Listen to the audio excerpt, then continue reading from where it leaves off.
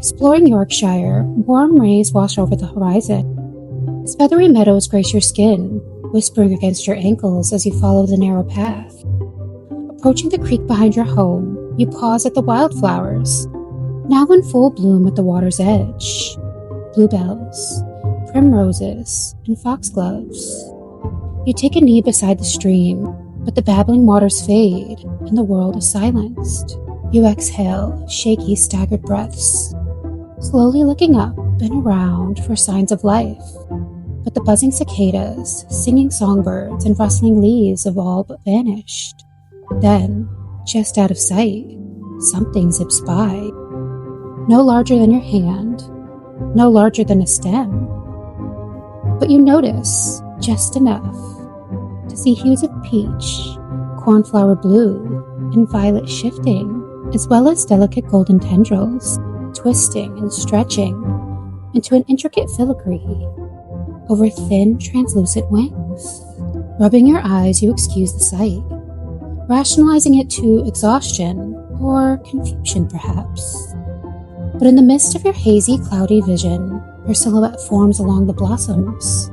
You blink over and over, dropping your hands, forcing a clearer view. But gone. Again. Now you chuckle, definitely a trick of the light, or a dragonfly, for sure. Rising to your feet and back on your way, almost giddy, ready to share the experience with your family. But as you tell the tale, no one laughs. Instead, your mother smiles, and your grandmother nods knowingly.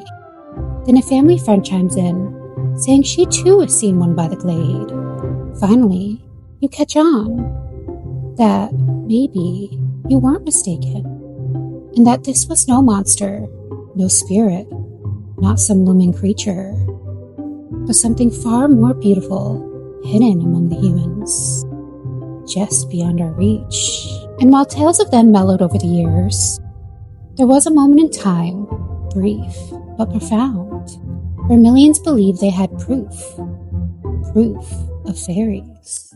I'm your host, Melissa Nunez, and welcome to Candidly Cryptic, your source for all things strange, spooky, and unexplained. Tonight, we're exploring flower fairies and the obsession that ensued during the Victorian era, photographs that convinced the world, and the surprising legacy these tiny creatures left behind on fantasy as we know it.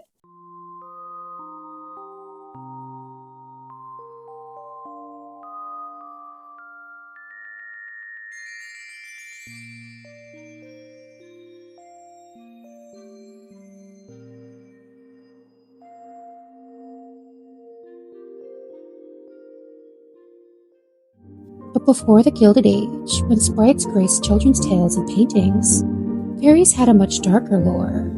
Across Ireland, Scotland, Wales, and parts of England, these beings were powerful and unpredictable.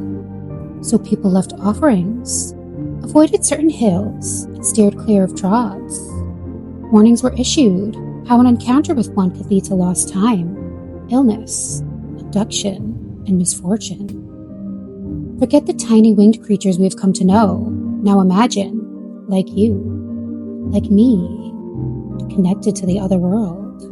In the fairy faith of Celtic countries, anthropologist, scholar of comparative religion, and Orientalist W.Y. Evan Wetz interviewed believers in Ireland, Scotland, Wales, Cornwall, Brittany, and the Isle of Man. He found that these beings look and act much like people, but they're captivating, beautiful, and more importantly, powerful, establishing reigns and hierarchies in invisible lands, and otherwise unseen by humans until parting the veil. The lore commanded respect, and sometimes fear. But centuries passed, and these traditions softened, transformed in literature and art. Something gentler, more whimsical, and by the late 9th century, they became almost unrecognizable.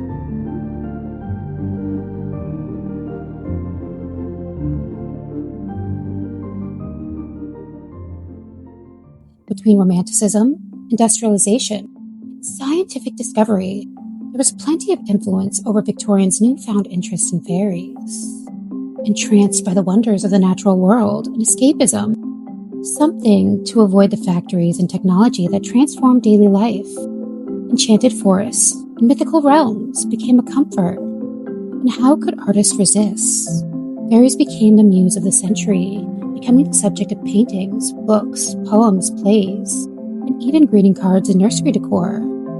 The sensation grew to become a recognized artistic genre in Britain, drawing inspiration from Shakespeare's A Midsummer Night's Dream, Edmund Spenser's The Fairy Queen, and other literary works.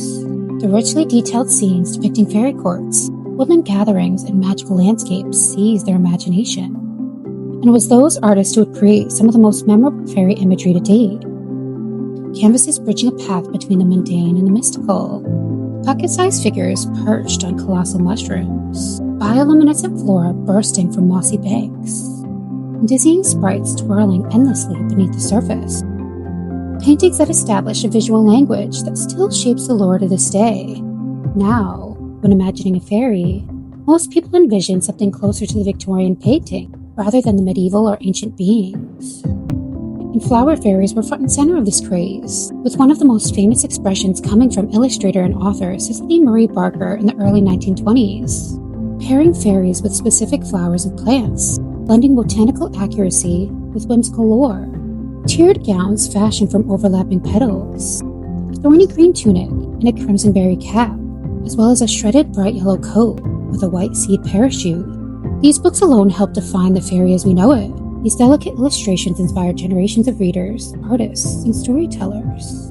Breaking free from the paintings, the illustrations, the greeting cards, and fairy tales, legend follows us to the silver screen. More than a century later, that same vision continued to shape fantasy, like with the 1994 movie, Thumbelina. You really gonna marry the fairy prince? Yes. Well then follow your heart.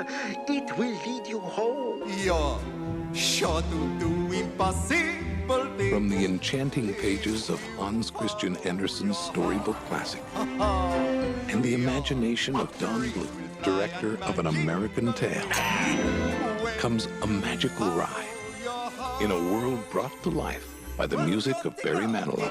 Oh, Thumbelina. I love great romances. Thumbelina. Nothing is impossible if you follow your heart.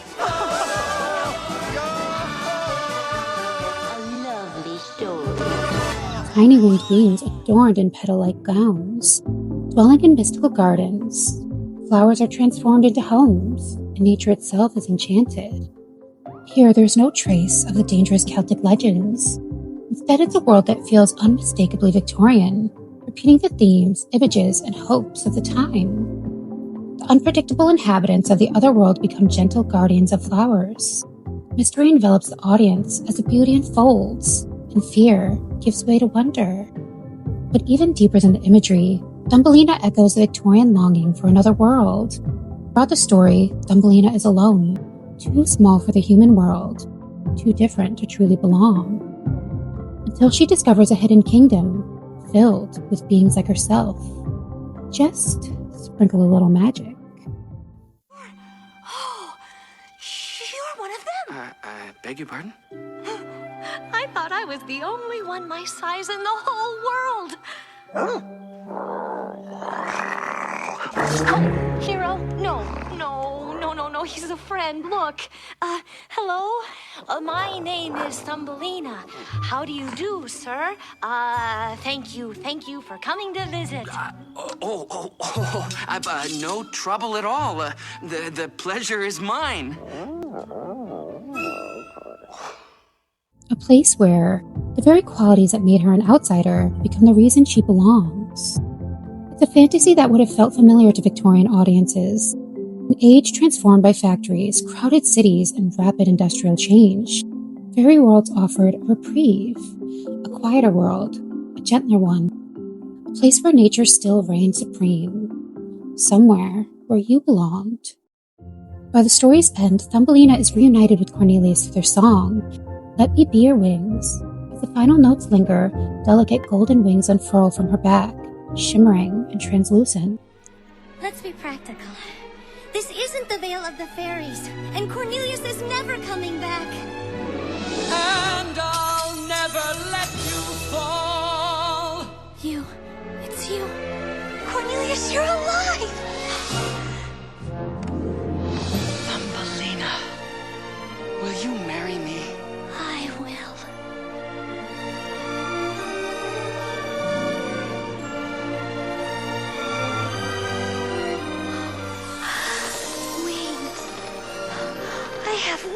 wings! My very own wings!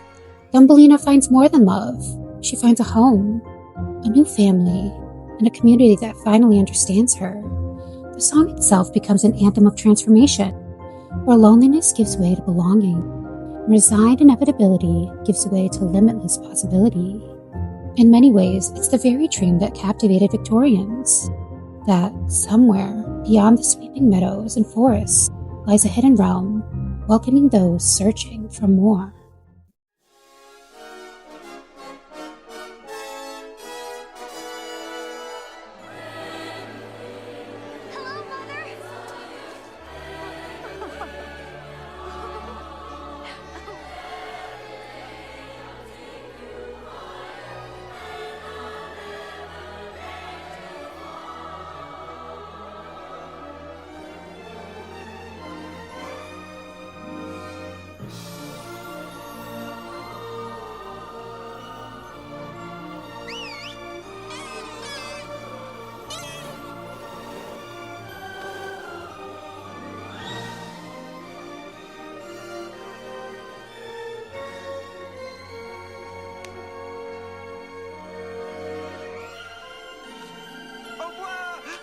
Hello, Mother.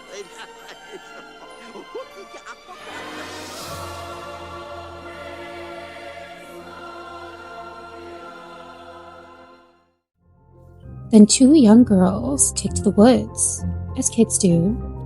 Heading to a stream, a warm draft ripples across the clover.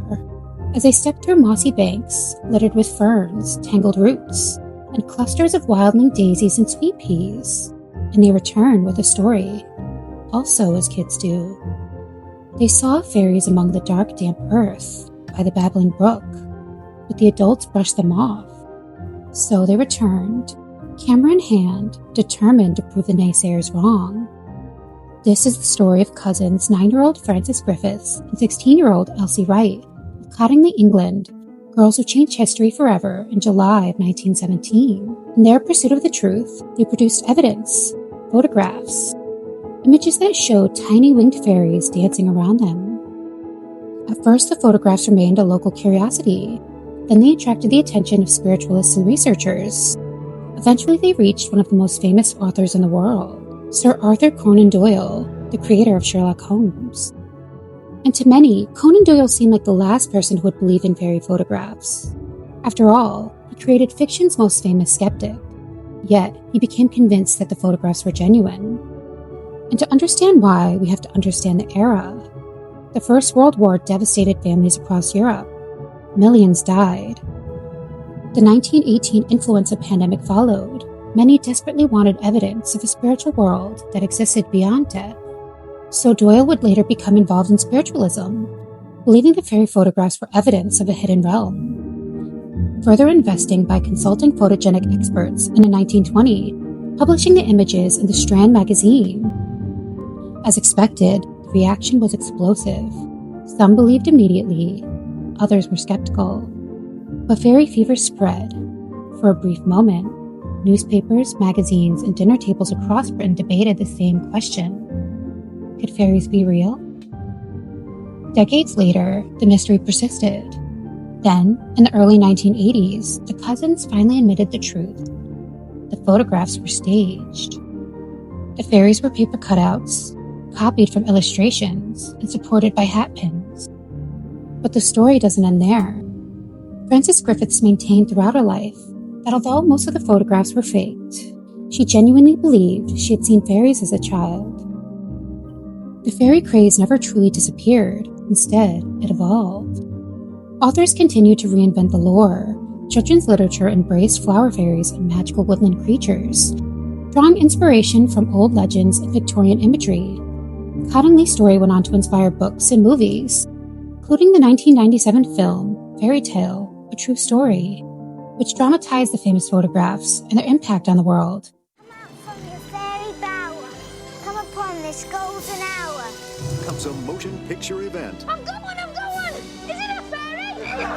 the whole family can believe in. The truth now! Leave her alone. The fairies are going to come out and kick your butt. Sure they are. Fairy Tale: A True Story. This year, the holidays are more magical than ever. And even today, many fantasy creatures retain the delicate wings, floral motifs, and ethereal beauty popularized during the Victorian period. And maybe we shouldn't ask whether fairies exist, but why do people continue to embrace them? Unlike dragons or monsters, fairies often represent wonder, beauty, and possibility. The idea that magic hides in ordinary places, a garden, a forest, or a stream behind a house. Victorian fairy paintings opened a door to another world, emerging from creativity rather than ancient lore, lighting the way for generations of fairy tales and fantasy. The stories alone were never about sprites or fairies. They were about hope, sprinkling some magic, some enchantment, and a world that desperately needed some. The tiny wings, flower crowns, secret gardens, and hidden kingdoms amongst the blossoms. And while the photographs were fake, the paintings imagined, the fascination remains very real. More than a century later, people still visit Cottingley, still collect flower fairy books, and still search the wild green for something magical. Not necessarily because they expect to find fairies, but because they hope they might. And that's the source of their magic. Not proving that this other world exists, but the reminder to look at our own with a little wonder. Thanks for tuning in on another episode of Kenneth the Cryptic. If you enjoy all things strange, spooky, and unexplained, please follow for more.